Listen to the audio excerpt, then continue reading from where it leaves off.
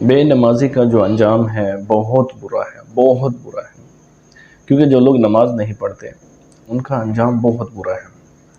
کیونکہ نماز، میرے نبی صلی اللہ علیہ وسلم نے ارشاد فرمایا، نماز دین کا ستون ہے۔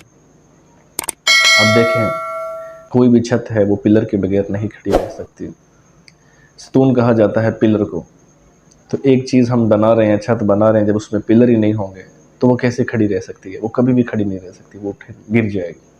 تو اسی طرح نماز دین کا ستون ہے۔ جب ہمارے دین کے اندر نماز ہی نہیں تو ہمارا دین مکمل نہیں ہے۔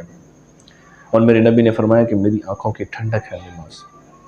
نماز دین کا ستون ہے اور میری آنکھوں کی ٹھنڈک ہے۔ نماز بے حیائی اور برائی سے روکتی ہے۔ تو ایک صحابی نے عرض کیا، یا رسول اللہ، ہمیں کیسے پتہ چلے کہ ہماری نماز قبول ہو رہی ہے کہ نہیں؟ تو میرے نبی نے ارشاد فرمایا کہ جب تم فجر کی نماز پڑھ لو اور ظہر کی نماز کی تمہیں طلب رہے تو تمہاری نمازیں قبول ہو رہی ہیں۔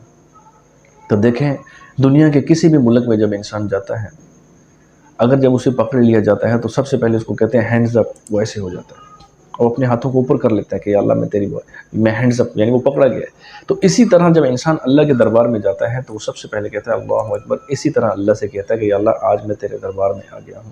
جیسے قیدی مجرم حاضر ہوتا ہے نا، اس طرح کہتا ہے اللہ اکبر۔ تو ہم ایک مجرم کی حالت میں جا کے کھڑے ہوتے ہیں، پھر اللہ سے باتیں کرتے ہیں، اللہ اکبر، یا اللہ تو سب سے بڑا ہے۔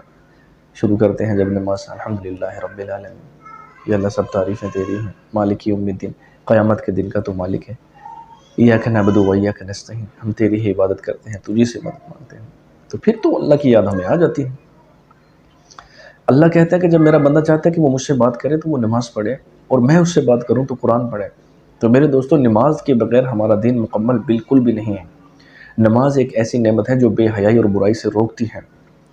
یہ کون سی نماز ہے کہ 5 ٹائم کا نمازی بھی ہے سود بھی دے رہا ہے، 5 ٹائم کا نمازی بھی ہے دھوکہ بھی دے رہا ہے، 5 ٹائم کا نمازی بھی ہے فراڈ بھی کر رہا ہے، 5 ٹائم کا نمازی بھی ہے جھوٹ بھی بول رہا ہے، 5 ٹائم کا نمازی بھی ہے دغا بھی کر رہا ہے؟ نہیں۔ اسی طرح اللہ تعالیٰ قرآن پاک میں ارشاد فرماتے ہیں کہ کچھ لوگوں کی نمازیں روز قیامت ان کے منہ پہ مار دی جائیں گے۔ کیوں مار دی جائیں گے؟ کیونکہ وہ خالی دکھاوے کی نمازیں تھیں۔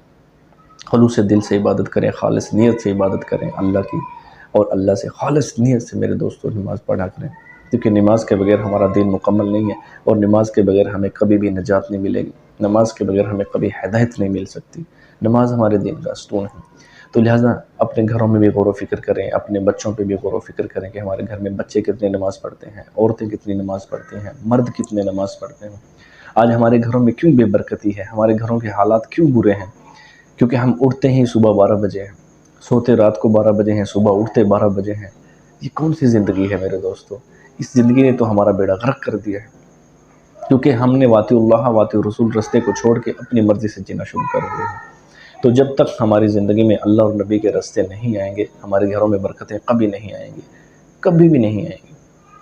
کیونکہ جو لوگ صبح فجر کی نماز پہ اٹھتے ہیں، فجر کی نماز ادا کرتے ہیں، تو سورج کی جو کرنیں ہوتی ہیں زمین پہ گرنے سے پہلے اٹھ جایا کرو، مولا علی کا قول ہے کہ اس ٹائم انسان جو ہے اللہ تعالیٰ اس کا رزق تقسیم کر رہا ہوتا ہے، اور انسان اس ٹائم اگر سویا ہوا ہو تو اس کے اوپر لعنت بھیجی جاتی ہے۔ تو فجر کی نماز کے لیے بھی ہمیں اٹھنا چاہیے، 5 ٹائم بھی نماز ادا کرنی چاہیے۔